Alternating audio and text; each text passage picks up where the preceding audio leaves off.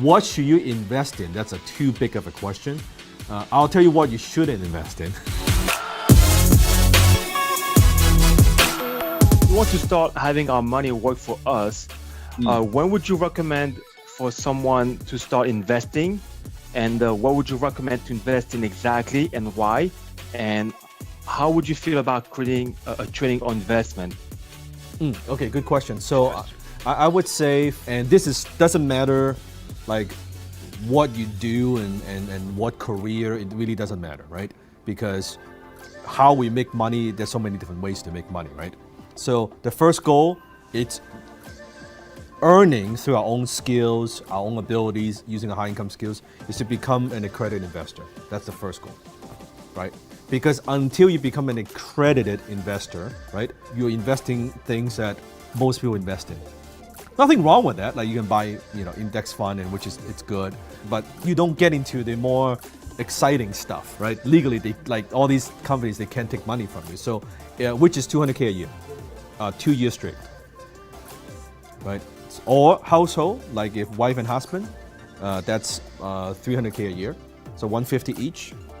And I think before that, my recommendation is you don't put money into anything else except yourself. Let's talk numbers. What would give you a better return? Let's say even if you put something into give you 8%, 10%, whatever it might be.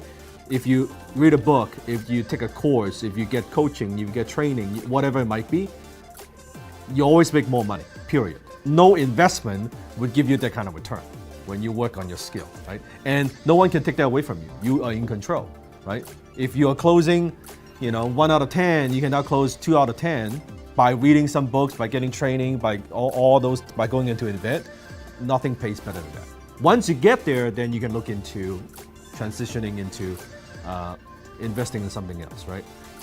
You do not invest in anything you don't understand, right? If some friends told you about this thing and you saw someone posting online about that thing, if you don't know it, so it's like I'm not against cryptocurrency if you study cryptocurrency, if you study real estate, if you study stocks, right? If you study it, then yeah, because it's a skill on its own. It's not just, it's like Anthony going to playing games and poker.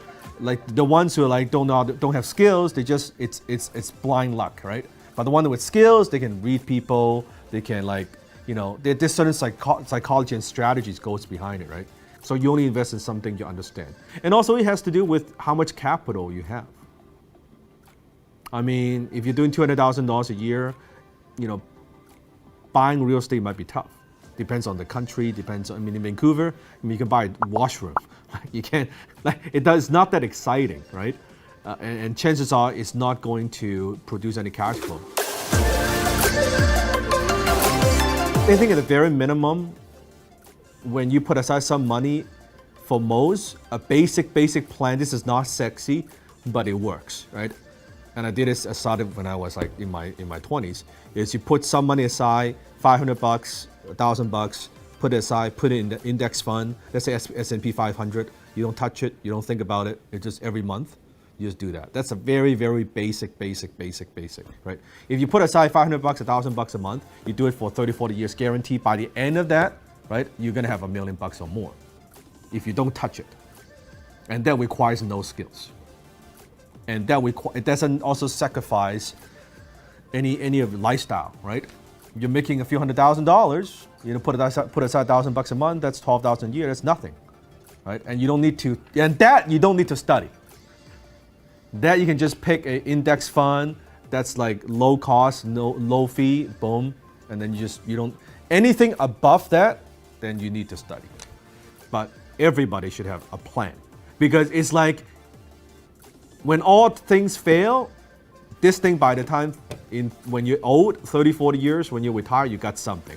And for some, if you cannot do $1,000, start with $250. You don't even think about it.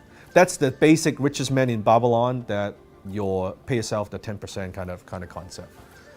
But a big thing is it changes the way you look at money, because most people have nothing, right? But by having the discipline of putting aside, it builds a lot of confidence, and it's very good programming. because I'm not a trader, I'm not a professional investor, but hey, I'm putting aside a few $100 for the future for my family, knowing that majority of the population have nothing, right? So it's psychologically, it's also very good for you. And it requires no effort, no time, nothing. Anybody can do. Are rising ad costs slowly killing your business? What if there's a way for you to leverage the power of social media and grow your business without relying on pay ads? What if there's a way to scale your personal brand and multiply your profits without sacrificing your soul? This is Dan Lok. With over 8 million followers on social media, for the first time ever, I'm going to teach you how I have built a business empire using the SMART method. Click the link below to join us for the upcoming SMART Challenge.